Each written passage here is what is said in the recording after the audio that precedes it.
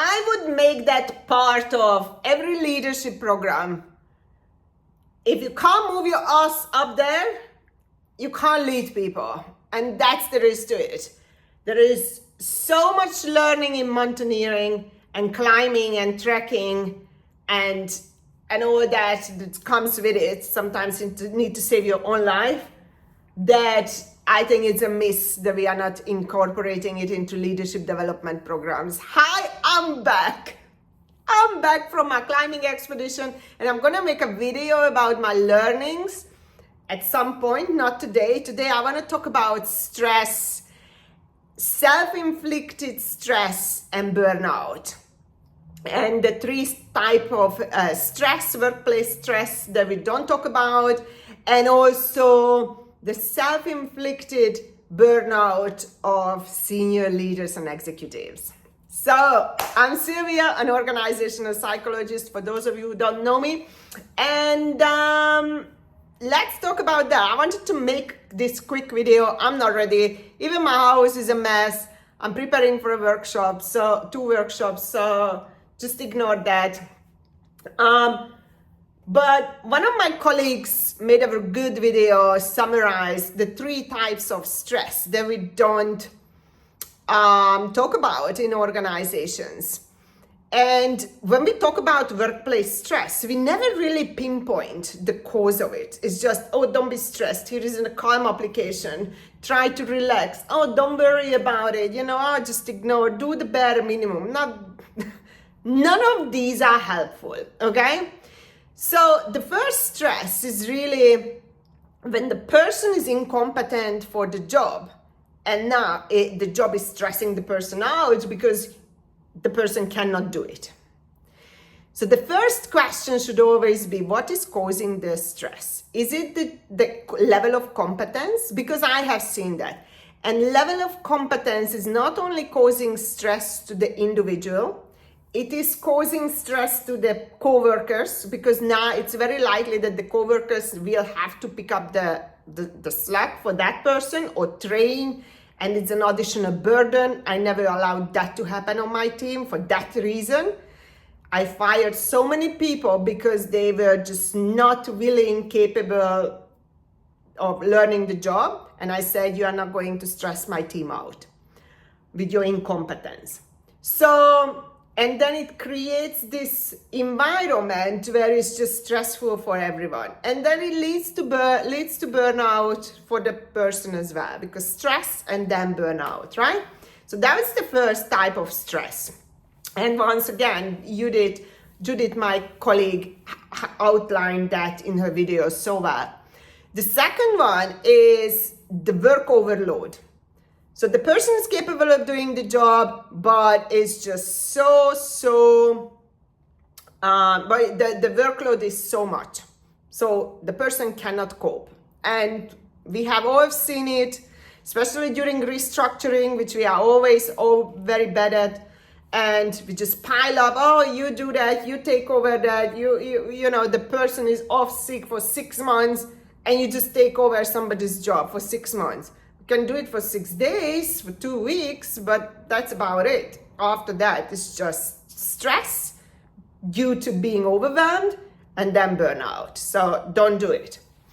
And the third one is because of the environment. And this is probably what we come across the most with, that the environment, the coworkers, the leadership, the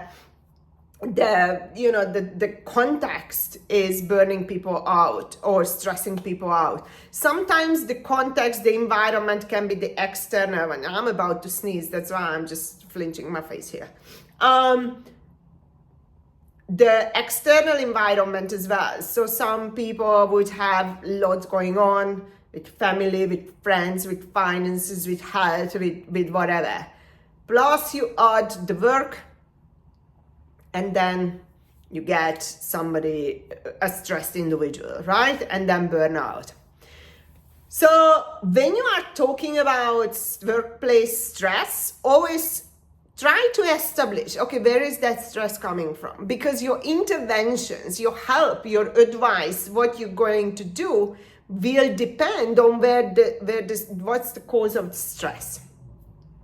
That's very, very simple. Simple. Nothing is simple with individuals. So that's what I would always advise. And also, if you are an individual stressed out, just identify which of these three categories you are falling into, and try to address the problem accordingly. Sometimes life just gets too much for all of us, and it's just unplug, take a break if you can. If you can't, sometimes the break means that, mentally, I'm just not going to engage. I have an increasing number of friends who are disappearing from social media. I was just looking for one friend of mine, WhatsApp. I'm like, where are you? Because I can't see you. Normally you are all over the show. And he goes, I disappeared for a month now or something. I'm like, good for you. So maybe sometimes break is that simple as that. Now let's talk about self-inflicted burnout at senior leadership level. Because that was a conversation I had yesterday, and it was a fantastic conversation. I said, I'm like, oh my God, why are we not recording these conversations? Everybody should be listening. So it's also related to stress, but I want to keep it separate. It's really burnout. And burnout happens, I talked about it. I'm going to link another video about it at the end so you can watch it, about burnout, anxiety, stress, and all that, and why I don't buy into it. Although I don't deny it, it's just not at this scale that we are talking about it. So I want to keep it separate. Yes, it is stress-based, but then it escalates into full-blown burnout. Well, why? So I have noticed on senior leaders, so I talked to a lot of CEOs, COOs, or the Cs and directors and VPs. And the reason they get burned out is because they don't have a strategy. They don't know where the bloody hell they are going. And even if they know what they want, not where they are going, it's too different. They don't make that decision. So this particular CEO, he wants HR to disappear. Yeah, but I don't want to fire anyone. You can't.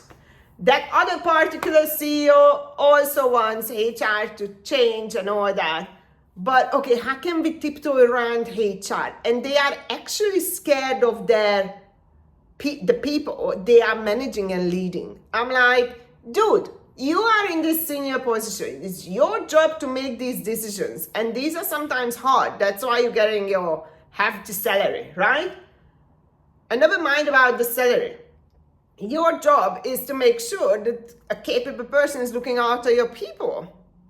And you don't want to make that decision because it's uncomfortable for you? Something is clearly wrong. So because they don't make these decisions, because they don't know where they are going, you ask them, what is your strategy? And they're just cruising along for 10 years, 15 years. Oh yeah, business is good. As long as money is good, they are all happy, we make money, there is profit. I'm like, okay, but where are you going? It's like up in the mountain, you just wander around, but there is not one peak, there is not one summit where you need to go to. How long are you going to go around for? And if you keep just walking, and coming back to what I was trying to say, that burnout doesn't happen because of physical exhaustion. It can, and it will, if you are pushing it too far. But people who are achieving, people who have this sense of achievement, who are moving forward, who have a goal and they know where they are going, they keep going. They don't get burned out. Now, if you are working 80 hours, 100 hours every week for 2 years, you will get burned out physically. But from that, you recover, kind of. But the real burnout, the mental burnout, happens. Physical is easy. Even up on the mountain, you recover so quickly. But the moment your mind says, I'm not doing it, there is no bloody way you're going to move your ass up on that mountain. Block. Finished. So when mental burnout happens is because people are not moving forward. And the reason they are not moving forward it's just because there is nowhere to go. So this is when you see senior leaders, and then it cascades down to the team. Why are we coming here every day? Just to work, just to send some emails, to have some meetings. Those are the leaders. The calendar is full of meetings because they don't have anything else to do. They don't know where they are going. Because the person who knows these are the things that I need to do, they clear the calendar. They say, I'm not doing, this is not priority. That is not going to take me up to the summit. And that's simple. So the burnout comes, and you can see that in different layers of any organization, really, where there is no sense of achievement, purpose, goal. And I don't like to talk cliches, but that purpose, the goal, whatever that you set up for yourself. I'm coming here doing this dishwasher job every single day because I'm paying my daughter's school fee. I'm building a house. I'm paying my rent. That's the purpose. That's going to sustain you. There is no burnout there. But when you go there and doing this job, and plus you don't have anything else outside life, and there is no job purpose in terms of growing either, that hamster wheel that is burning people out. And when you talk to these senior leaders, and I have seen that even in corporate office, we are just going to work, but there is no real strategy. What are we? Sometimes, do this project that keeps us going, but there is no bigger area. Where are you going? And everybody's burned out. Earlier this year, I was doing a 3-month project. Nobody had a bloody clue why everybody is there. Come here, do this. Today we are doing this idea, not strategy, not plan, no. Idea. Tomorrow we do this idea. Plus the owner of the company has this habit, calls in different consultant every 6 months, 4 months. So everybody's undo what the other person was doing. So stagnation will burn you out. And sometimes I don't understand senior leaders. Why don't you bloody figure out what you want and start doing it and going towards that? Because just start getting the job and start being busy, that will burn you out.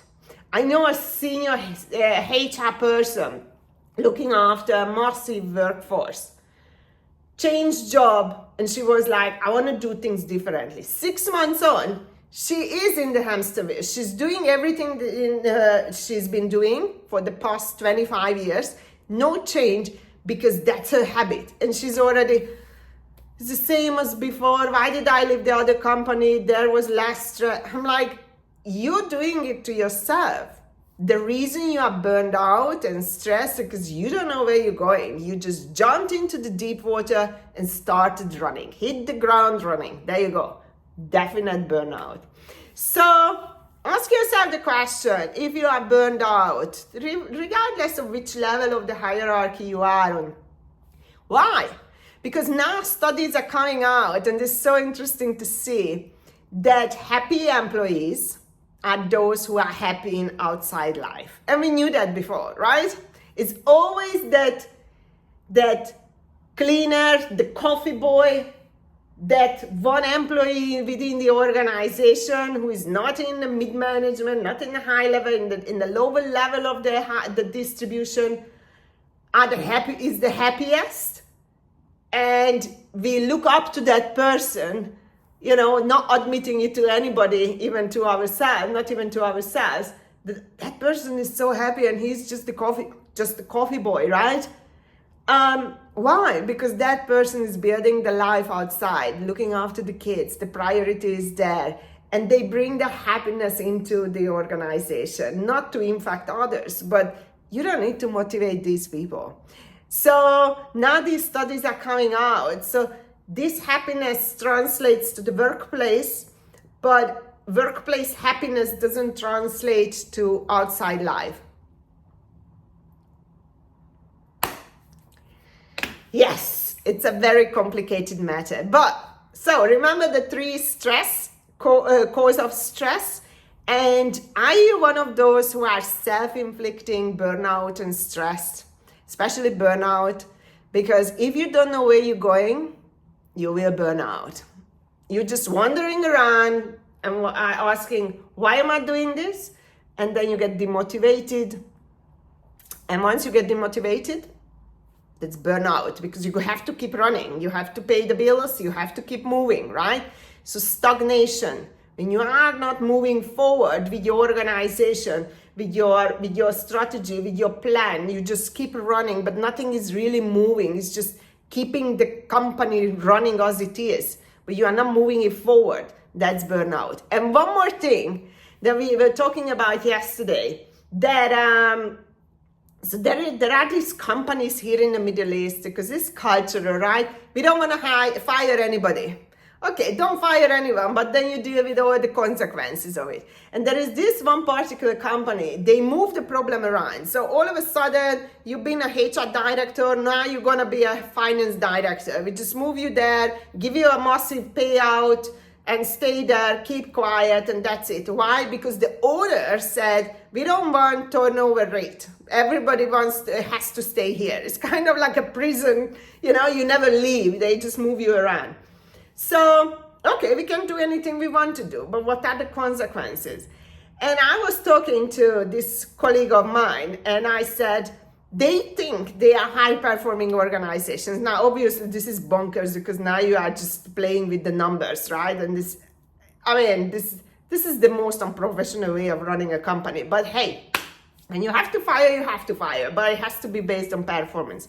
So, and I was telling, I'm like, I wish I could show the numbers to them, because they believe they are high-performing organizations. Why? Because they make millions in profit. So let's say they make $100 million profit per year, just for the sake of this argument. So they are very happy, right? Because they have not seen anything else. I wish I could do the restructuring and hire competent people, get rid of the dead bodies from the organization, right? And really restructure and make it professional. And then in this case, they would make $300 million in profit, right? So that would be the high-performing organization. And in this case, we could show that this is high-performing, but you are currently low-performing. So when you don't have these numbers, you have never done it bit differently, you don't actually know how much you could make. Now, they might be very happy with the 100 million, and that's fine. But what's the point of falsifying KPIs? What's the point of not wanting to make more money? Not in a cutthroat way, because they don't have to. The balance, right? That keeping that balance, that not to make people feel threatened for their job, but keeping them on their toes enough to perform, but also not to make them feel too comfortable. Because if if the company policy is that I don't fire anybody, why should I be working? In this case, your HR strategy should be, we only hire highly conscientious people who score high on conscientiousness personality trait, because they will work no matter what. You don't have to supervise them. You don't have to motivate them. They will do it. Give them the task, the goal, they will do it. But that's impossible. So it's your choice. Do you want to hire people, or what kind of policies you want?